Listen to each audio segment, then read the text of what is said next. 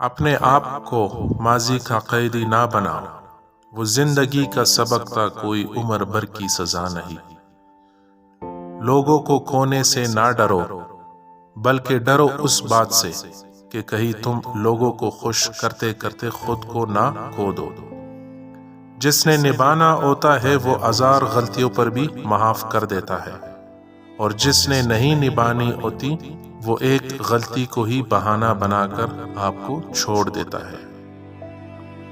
مرد کا مزاج ایک ضدی بچے کی طرح ہوتا ہے، عورت اسے جھکا نہیں سکتی، صرف پیار سے منا سکتی ہے۔ جب تک انسان دوسرے کی جگہ پہ کھڑا نہ ہو اسے پوری بات سمجھ میں نہیں آتی۔ کبھی کبھی ایسا ہوتا ہے کہ زندگی آپ کو ہر وہ چیز لوٹا رہی ہوتی ہے جو کہ چھن گئی تھی، مگر آپ بے نیاز ہو چکے ہوتے ہیں۔ کبھی بھی شادی کے کھانے کی برائی نہ کرو، بیٹی کے باپ کی پوری عمر لگی ہوتی ہے صرف اس ایک وقت کھانے کے لیے۔ لوگوں کو جج کرنا چھوڑ دو، تم نہیں جانتے ہر کوئی اپنے اندر کیسی جنگ لڑ رہا ہے۔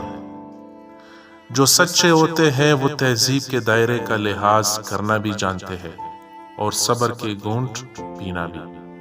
جب آپ کسی کو پچھتا ہوا دیکھیں تو اس کے سامنے اس کی خوبیاں بیان کرے، اس کے اچھے دنوں اور یادوں کا تذکرہ کرے تاکہ وہ پھر جی اٹھے۔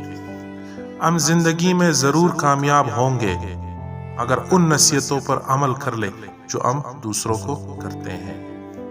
محبت کرنے والوں کی کوئی عزت نفس نہیں ہوتی، انہیں جھکنا بھی پڑتا ہے، گرنا بھی پڑتا ہے، گڑ گڑانا بھی پڑتا ہے، اور ایسا کرتے ہوئے مر بھی جاتے ہیں۔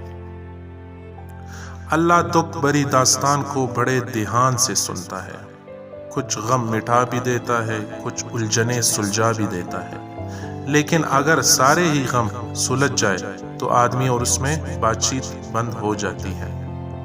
صبح دھند چھائی ہو تو بھی آپ کو سورج کے ہونے کا یقین ہوتا ہے۔ اس طرح جب مشکلات کا قہر پھیل جائے تو اللہ کی رحمت کے آفتاب کا یقین رکھیے۔ فاصلے کبھی رشتے الگ نہیں کر سکتے اور نزدیکیاں کبھی رشتے بنا نہیں سکتی۔ زندگی کے آدھے غم انسان دوسرے سے غلط توقعات وابستہ کر کے خریدتا ہے۔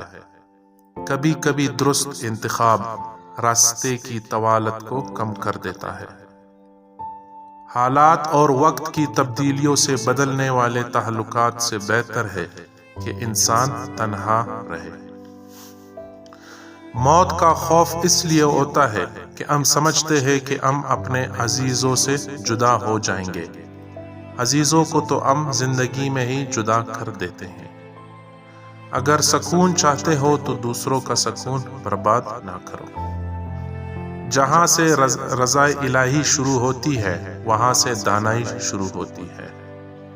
ہم سب اس بدنصیب معاشرے کا حصہ ہے جہاں حسن کا معیار گورا رنگ اور عقل کا معیار انگریزی زبان ہے۔ اس دوست کا گلہ کر رہے ہو جو دھوکہ دے گیا، گلہ اپنی عقل کا کرو جو دھوکے باز کو دوست سمجھتے رہے۔ دور سے آنے والی آواز بھی اندھیرے میں روشنی کا کام دیتی ہے۔ رات کی عبادت افضل عبادت ہے، جس کی رات بیدار ہو جائے اس کا نصیب جاگ اٹھتا ہے۔ جب موت سے پہلے موت کا مقام سمجھ میں آ جائے تو موت کے بعد ملنے والے انعام موت سے پہلے ملنے شروع ہو جاتے ہیں۔